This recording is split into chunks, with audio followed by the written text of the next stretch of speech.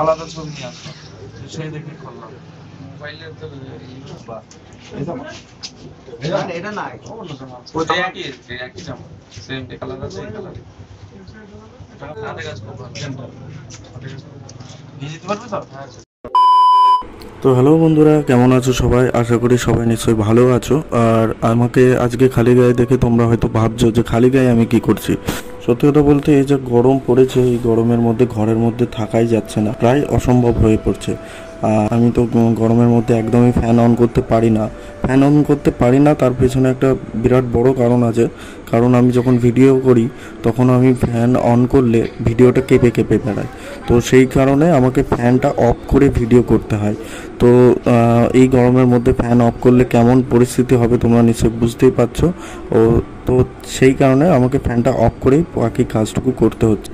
তো বন্ধুরা, আমি হচ্ছে শান্তনু পণ্ডিত, আর আমি ফিরে এলাম একটা নতুন ভিডিও নিয়ে তোমাদের কাছে। এর আগে আমি যে ভিডিওটা করেছিলাম সেই ভিডিওতে তোমরা দেখেছো যে অর্পণ ঘোষ নামে আমার একটা বন্ধু আমাকে ফেসবুক থেকে মেসেজ করে এবং একটা কাজের অর্ডার দেয়। তো সেই কমিশন ওয়ার্কটা ছিল তার এবং তার স্ত্রীর একটা পোর্ট্রেট আমাকে করতে বলেছিল, এবং সেটা আমি ওদেরকে করে দিই। এই যে সেই ভিডিওটা তোমরা আমার চ্যানেলে গিয়ে সেটা দেখতে পারো।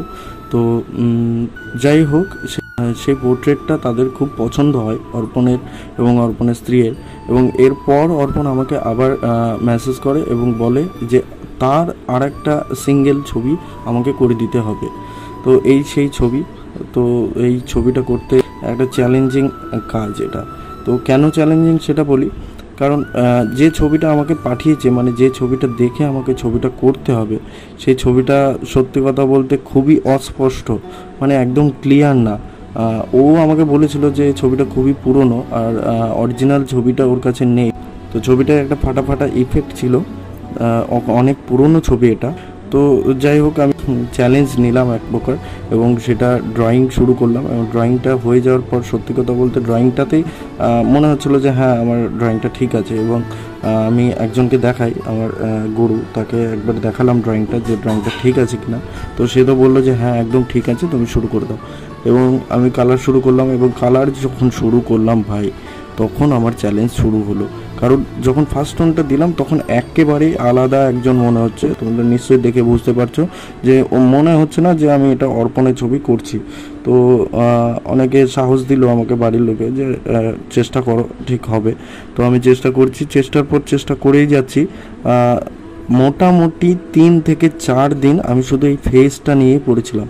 কারণ ফেসটাতে অনেক ডিটেলিং আছে, যেটা তো ছবি দেখে বোঝা যাচ্ছে না, কিন্তু আমাকে নিজে থেকে ক্রিয়েট করতে হবে। কিন্তু আমি কি করে করব? কারণ পোর্ট্রেটে নিজে থেকে কিছু ক্রিয়েট করতে গেলে কিন্তু একটু আধটু চেঞ্জ হয়ে যায়। তো সেহেতু আমি কি করলাম, আমি ওর ফেসবুক অ্যাকাউন্টের মধ্যে ঢুকলাম এবং ওর বিভিন্ন ছবিগুলো কালেকশন করলাম। কালেকশন করে সেগুলো আমি সাইডে রেখে রেখে ভাবলাম যে ওর চোখের জায়গাটা কেমন, ওর মুখের জায়গাটা কেমন, ওর নাকটা কেমন, ওর কানটা কেমন, এবং সেইগুলো আস্তে আস্তে ক্লিন করে করে করে করে আমি কিন্তু এই ছবিটায় অ্যাপ্লাই করলাম। অ্যাপ্লাই করে তবে কিন্তু আস্তে আস্তে ছবিটা আসে। আর তার থেকে বড় কথা, আমি এই ছবিটাতে একটু সাদা ইউজ করেছি, মানে হোয়াইট কালার ইউজ করেছি। কিন্তু ওয়াটার কালারে কিন্তু হোয়াইট কালার ইউজ করতে নেই। ওয়াটার কালারে একদমই হোয়াইট কালার ইউজ করতে নেই।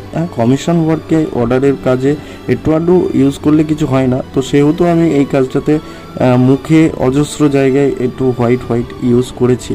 তো প্রথম আমি ভয় পাচ্ছিলাম যে হয়তো ছবিটা বিগড়ে যাবে, কিন্তু না, 3-4 দিনের খাটনির পর ঠিকঠাক করতে পারলাম। এবং তারপর আর একটা চ্যালেঞ্জিং কাজ ছিল এই জামাটা। এই যে দেখতে পাচ্ছ, ছোট ছোট ডিজাইন, আর কালারটা একেবারে আনকমন কালার। আমি যে কী করে কালারটা বানাবো সেটাই আমি ভাবছিলাম। একটু গ্রিন, একটু ইয়োলিশ, আবার কোনো জায়গায় একটু হোয়াইট ইফেক্ট, আর তারপরে এই যে ছোট ডিজাইন। তো কোনো রকম আমি এক্সপেরিমেন্ট করে কালারটা তৈরি করলাম এবং তারপর জামাটা করলাম। জামাটাও প্রায় সুন্দরই হয়ে গেল। তো তারপর আমার খুব ভালো লাগছিলো যে যাই হোক, আনকমন কালারটা আমি নিজে থেকে তৈরি করতে পারলাম। আর সত্যি কথা বলতে একবারে আমি কিন্তু কালারটা তৈরি করে ফেলেছিলাম। তো তোমরা অনেকে আছো যারা ওয়াটার কালারকে খুব ভয় পাও, যে ওয়াটার কালার তো খুবই একটা কঠিন জিনিস। কিন্তু সত্যি কথা বলতে ওয়াটার কালার সত্যি খুব সহজ জিনিস, শুধু একবার বোঝার অপেক্ষা। একবার বুঝে গেলেই ওয়াটার কালারের মতো সহজ আর কিছু নেই। তো তোমরা চাইলে আমাকে যে কোনো টপিক দিতে পারো, সেই টপিকের ওপর আমি আমার ভিডিও করতে পারি।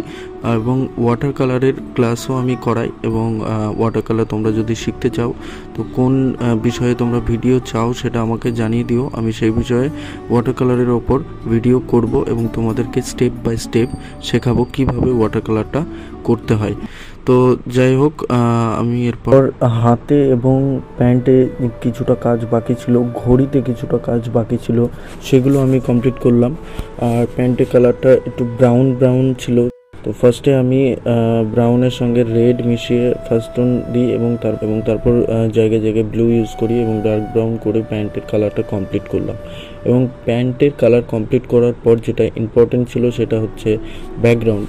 তো ব্যাকগ্রাউন্ড তো অনেকভাবে করা যায়, অনেক রকম কালার দেওয়া যায়। কমিশন ওয়ার্কে তুমি তোমার নিজের মতো ব্যাকগ্রাউন্ডও ইউজ করতে পারো। তো এইখানটায় আমি যে ব্যাকগ্রাউন্ডটা করেছি সেই ব্যাকগ্রাউন্ডটা একটু আনকমন কালার দিয়েই করেছি। জায়গায় তোমরা দেখতে পাচ্ছ ব্লু ইউজ করেছি, গ্রিন ইউজ করেছি, কিছু জায়গায় কোবাল্ট টার্কিউজ কালার এবং কিছু জায়গায় ইয়েলো বা ব্ল্যাকও ইউজ করেছি।